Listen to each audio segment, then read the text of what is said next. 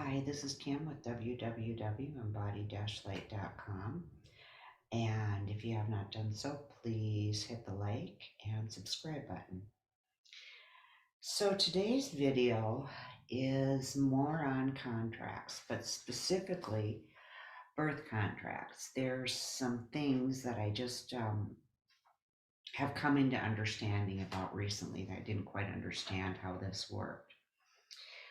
So we all hear that we contract with our parents prior to incarnation.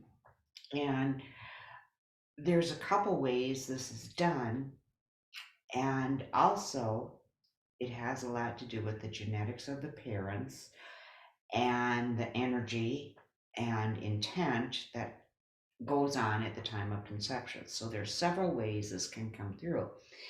It's not always that the parent and child have contracted to be together. It's sometimes because it was a matching vibration and a matching experience that both people needed. So let me start. So there can be a birth contract, there can be the matching experience, and then there can be opportunistic souls that actually will try to come in and sabotage your mission. So, first thing I want to talk about, and I've covered this in other videos a little bit too, is the parents provide the matching energetic blueprint that the child needs and the incoming soul needs.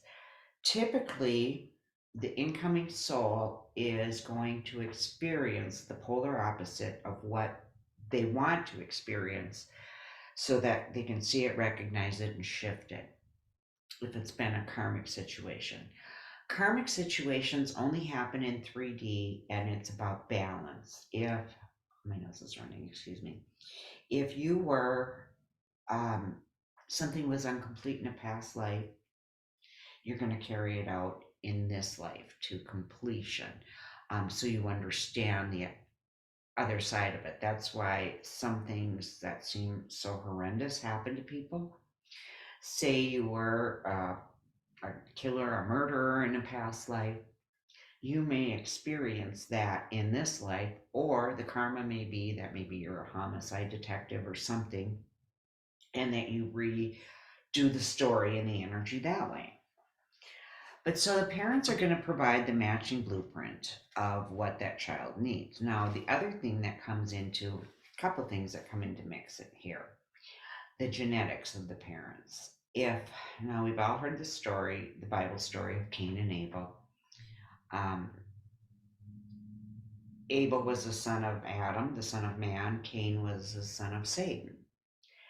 And they are very opposing genetics. They actually just do not like each other. And so sometimes, now, so we all have a bit of a mixture, although I guess there are some people who only have, they're called Adamites, Adam's genetics. So most of us have a mixture of the portion of this reptilian genetics mixed within us. And it can be a good thing if you're positively polarized, but if you're negatively polarized, I wouldn't classify that as a good thing.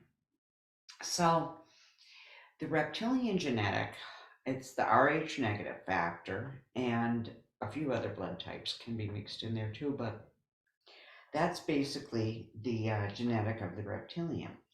And it's a recessive trait. So if you have a parent that has a strong portion of reptilian genetics and another parent with reptilian genetics, the offspring, the first child in that recessive trait, is going to get the majority of the reptilian genetics. And now, when someone is born with a lot of reptilian genetics, that's considered from the reptilian perspective that that's theirs, that's their property, that's where they have ownership, but that's not true. So they will, because people can be channels and they can hear spirits, but you can either hear up in the octave or down in the octave. So the people with the strong reptilian genetics that are negatively polarized are actually where we might hear angels, they may hear demons. And often those demons will describe themselves, will hide themselves, cloak themselves to make it appear that they're actually angelic or a guide of some sort. So these people with the stronger reptilian genetics, in my opinion, they have more working against them. So we've got that to be considered, opposing factors. Now, sometimes if you have like one of the parents say they have all of our spiritual missions are important, but say they have something specifically important to do that's really going to change the family genetics, things on the planet, there's going to be quite often an attempt at sabotage from the reptilian side. And so they will try to say it was the mother who had some lofty purpose she had to take care of in this lifetime. And so what can happen is, both mother and father have a little bit of reptilian genetics, or maybe more. Maybe one has more. Well, that child may be so influenced by the reptilian side that they're actually were sent in and are trying to sabotage that other parent. Doesn't happen often, but it does happen. And you can kind of tell where right at the beginning the child doesn't seem to like the parent doesn't seem to resonate well with the child. That's one of the signs. So now it also has a lot to do with what's going on with the parents in the moment of conception, because that energy in that moment of conception is the energy that the incoming soul comes in. So it's not always, we hear a lot of people talking like they're victims of their circumstances and their birth family. They're not a victim. What it is they qualified for that experience. So if it's an experience that's not so favorable for whatever reason, you qualified for that experience. It could have been that you were traumatized or victimized in other lifetimes and you're trying to reclaim your power. Or it could have been that you were that person that was the abuser in the last time. And now you've just decided to come in and see what it feels like, learn forgiveness and shift it. So the highest, the most, the highest vibration that can come in and the most favorable is that with a twin flame sacred union or a twin flame relationship. Not, you can have your actual, I'll link my twin flame video, your actual twin flame, or you can have someone very similar in vibration that you have a twin flame relationship with. When that is the case and both parents are highly spiritually involved, it sets up the genetics, the blueprint for a higher evolved soul to come in to that experience.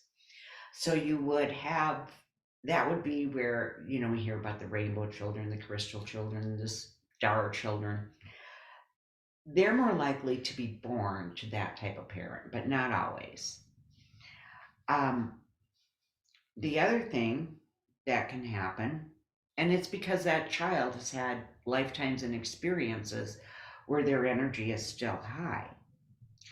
And so then the next best situation would be where the parents are actually in love and they haven't quite reached the level of the twin flame relationship, but they're in love and it's a good match. And that's the next best situation for a child to come in through. But those parents haven't reached that twin flame yet, so they're still learning their lessons and the child will still be learning their lessons through them.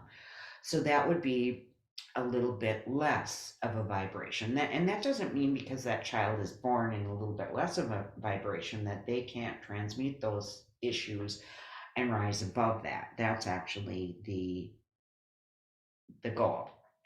Now, so you're matched with the matching vibration.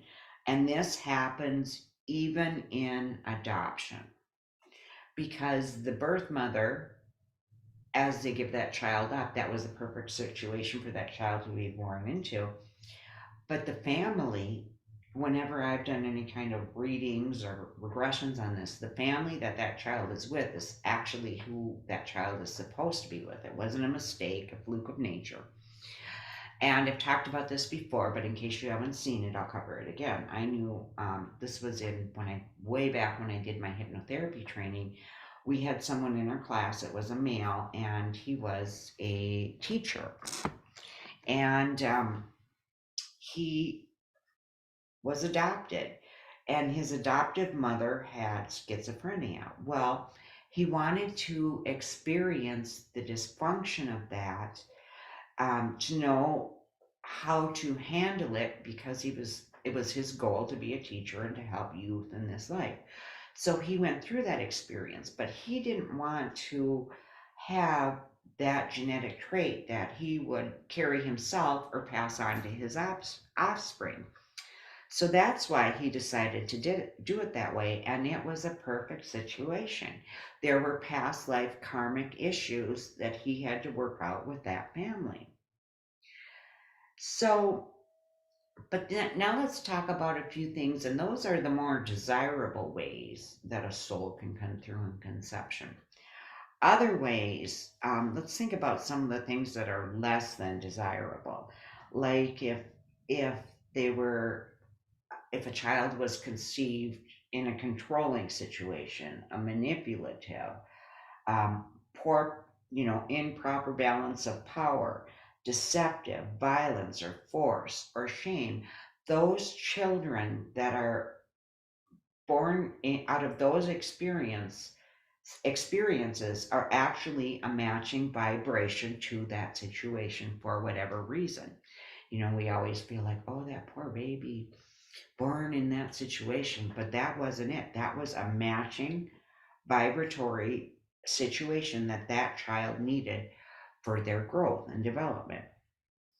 So what we can what we can talk about is, I want to just give you some examples, and these were situations that I actually knew of through sessions and some through family members.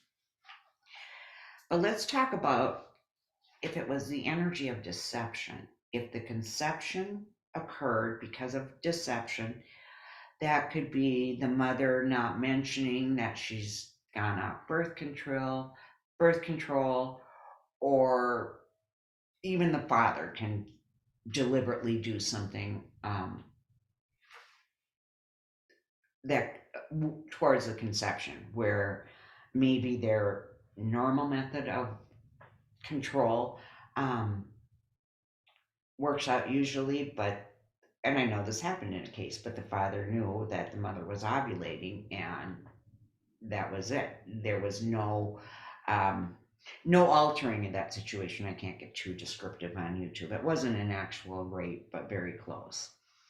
And so the child born of that situation was controlling, manipulative, narcissistic, because that was the energy of the conception, and that's what that child came in, because that was the experience that child needed for their growth. So that's one example.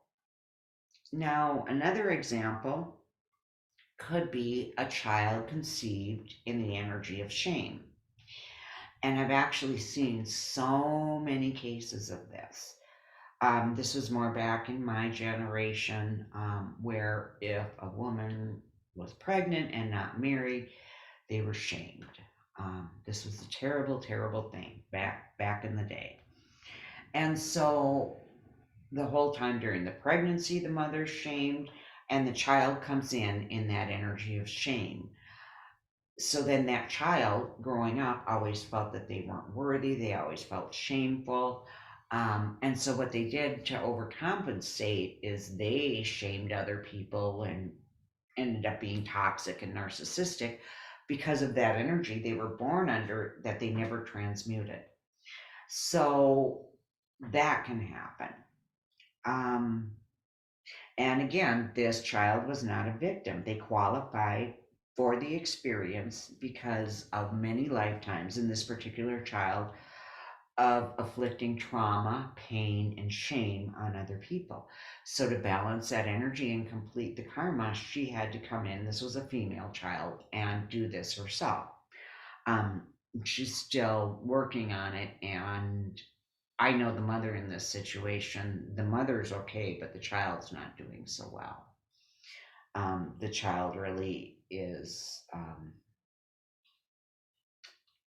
resentful of the mother, put it that way, playing the victim. So now let's talk about the energy of force or violence. The incoming soul would also add with this, the shame, force, deceptive things. We also have the opportunity for opportunistic souls to come in, ones that aren't necessarily contracted with us, but where the situation fits, and it may or it may not be a good fit.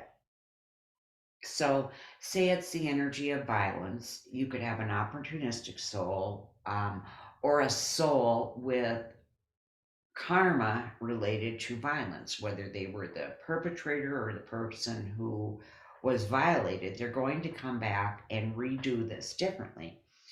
But that person born of that is always going to carry that violence, that or force or whatever the situation, or shame, whatever the situation was at their conception. They're going to carry that through their lives. People think that's not true. You don't remember your pre-birth memories, but I'm telling you, it is true.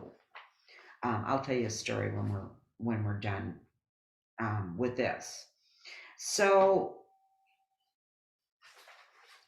actually, I'm going to tell you that story before I complete this. Hang on.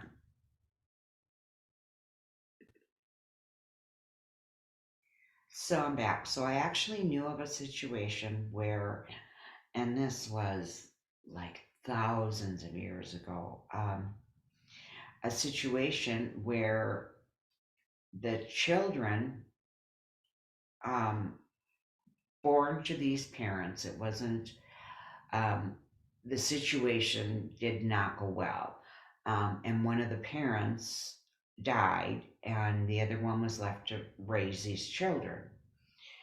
Well, the children, the parent that was left, the father, couldn't handle it and actually poisoned the children. The children died, then the father couldn't handle that. He poisoned himself in this past life, thousands and thousands of years ago.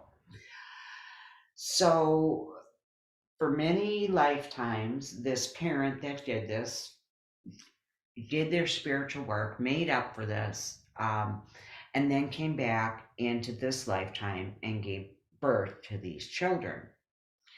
Well, the parent had actually moved on and done everything required and did their spiritual work and their healing and forgiveness and made up for this, balanced the karma or whatever. But those children from that relationship happened to be born under a controlling and manipulative situation.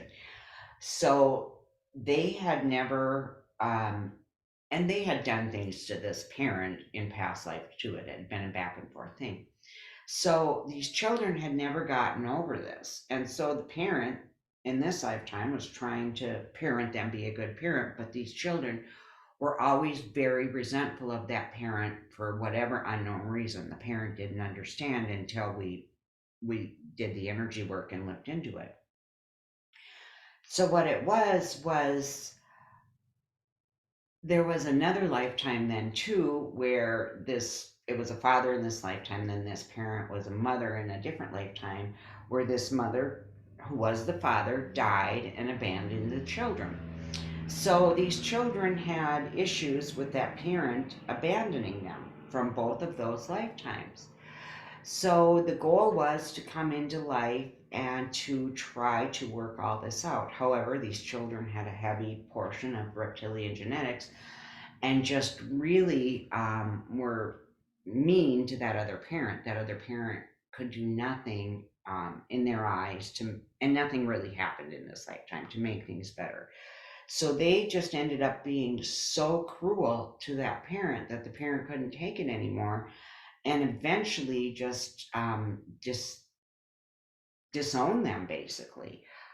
They became estranged and just do not communicate or talk anymore because those children carried that energy of abandonment that they were trying to work out. And rather than working it out properly, they just did things subconsciously that would cause that parent to abandon them again. And so these things just keep working out lifetime after lifetime. You play this role one lifetime, you play a different role another lifetime, and sometimes it's just back and forth, back and forth. And so, how does this happen? How can people come into a fresh new life and still carry all this crap that they want to keep playing out from other lifetimes? Well, what it was, and this is no longer the case, but what I didn't understand for a very long time, I had people coming to me that were ghosts that were stuck on the earth plane, and I couldn't understand why they didn't, and I've covered this in other videos, why they didn't just cross over. Well, what it was after the fall of Atlantis, our planet was kind of almost sequestered. I guess that's what you could say. And there was a trapping system. And we used to have, before that, what was called progenitor parents. And there were some that were for benevolent, positively polarized, some were for negatively polarized, about half and half. And it was about keeping balance on the planet. Well, at the fall, the progenitor parents, they were all killed. And so no new souls were allowed to come in.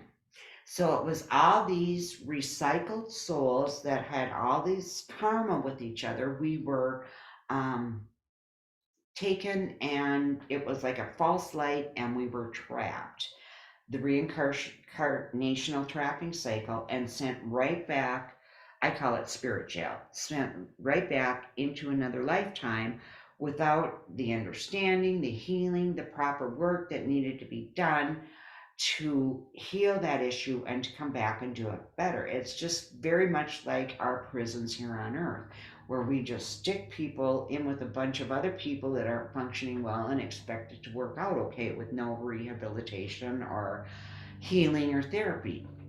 It's kind of the same thing. However, that trapping system, I don't know if it's still there. I don't think so. I don't have as many souls coming to me, or if it is, the people who are deceased are not falling for it.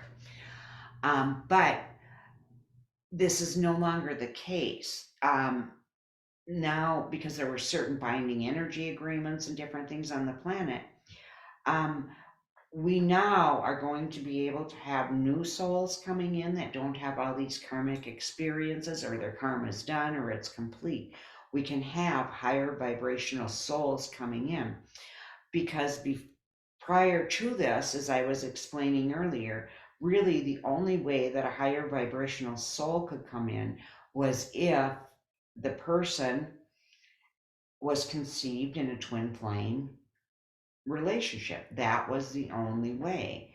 Where now it's different. Souls can come in, and even if they're not a very high vibration, because of the bindings and the stuff that have expired on this planet, they do have much more of an opportunity to grow and ascend. So I hope this makes sense. Spirit was telling me that this was an important factor that people had to understand, because there's a lot of people being held in bondage of other people's trauma. And as I covered this in one of my last videos, it's often not even your own. That's one of the things you need to do. Ask, is this my contract? Is this their contract? Am I complete with it? Can I be done? And then sometimes you just need to cut ties with those people that are still on that the planet, that want to play out those roles with you. Because if you've got people that are constantly trying to shame you or belittle you or keep you down, um, it's not doing anything to help you ascend. It's counterproductive. So sometimes you just need to end it if it can't be worked out from this side of the veil. And then once you cross over, um, things are different and you're able to work it out.